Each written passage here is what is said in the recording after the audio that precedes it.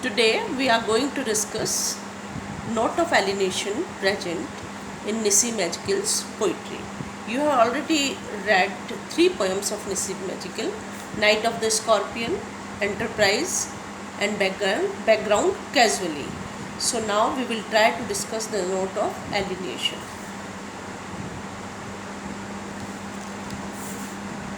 You see, alienation can assume different forms. I will elaborate all these things to you.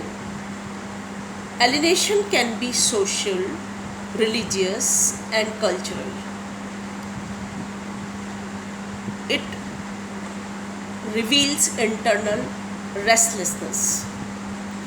Alienation in Ezekiel's responsible for cultivated snobbish stance. It is also responsible for his detached attitude.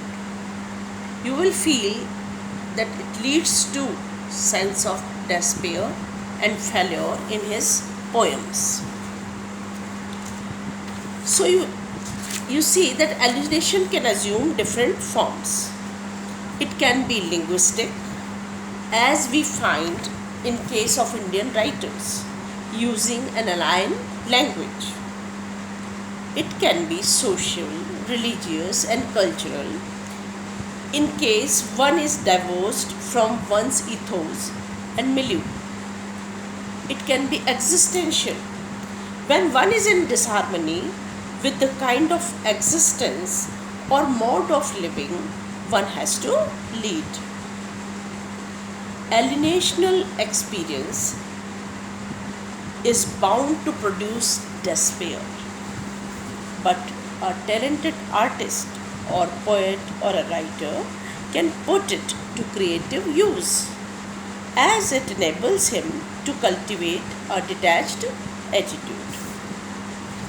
Ezekiel's background tells us immediately of his social, cultural, and religious alienation.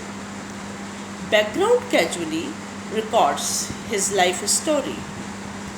His birth in a Bene Israel family which came to India years ago. His early education in a Roman Catholic school, his London days, various jobs, marriage, and his commitment to the place where he lives. The sense of alienation we find goes back to his childhood days. He tells us how he was hated by the Christian boys. They told me I had killed Christ.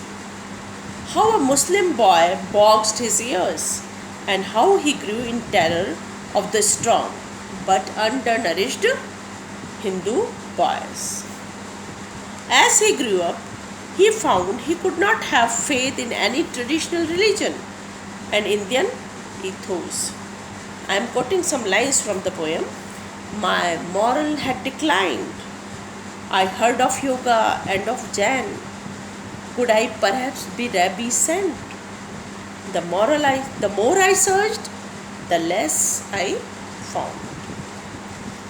This internal restlessness caused by social, cultural, religious alienation this led to instability in his life, which is manifest in many frequent career shifts in his life, from journalism to publishing, advertising, and teaching. It is also manifest in many of forms of his poetry. You will see that at one level, alienation leads in Ezekiel's poetry to a cultivated snobbish stance. In poems written in English, the poet's stance is more than that of an amused observer. It is one of an alienated person who feels superior. When the poet makes use of the common mistakes of words, phrases, and tenses in these poems, we are reminded of his childhood days when he observed, of course, cynically enough, those undernourished Hindu lads, their prepositions always wrong. The example from background casually. You will see that alienation in Ezekiel's poetry is also responsible for detached attitude. It is in this respect that alienation can play a positive and creative role. It is perhaps keeping this in view that Ezekiel once remarked, "Actually, I would like to see some alienation among Indo-English writers. However undesirable from moral, social, and other points of view, it has been aesthetically very productive provided it is genuine." Now we take the example of Knight of the Scorpion. Knight of the Scorpion provides a good example of alienation experience put to a creative use. It offers a typical Indian situation: the stinging of the mother by a scorpion, the gathering of sympathetic peasants, and attempts to lessen the mother's suffering. As the poet has no faith in superstitious beliefs of the peasants, his alienation turns to neutrality. He juxtaposes various responses: superstitious and rational, simple and complicated. It is the resultant tension that transmits a seemingly simple experience into fine poetry. Alienation also results in a sense of despair and failure. Ezekiel's, you will find that his early poetry are steeped in sense of despair and failure. In background casually, you have read, the poet confesses his despair. "I knew what I had failed in everything." In Enterprise, you see, the spirit of utter despair develops among the enterprisers.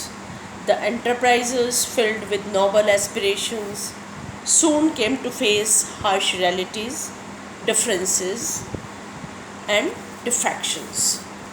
When they reach the goal, what happens? They feel totally exhausted and spiritless. And you find that the poem ends with a note of failure.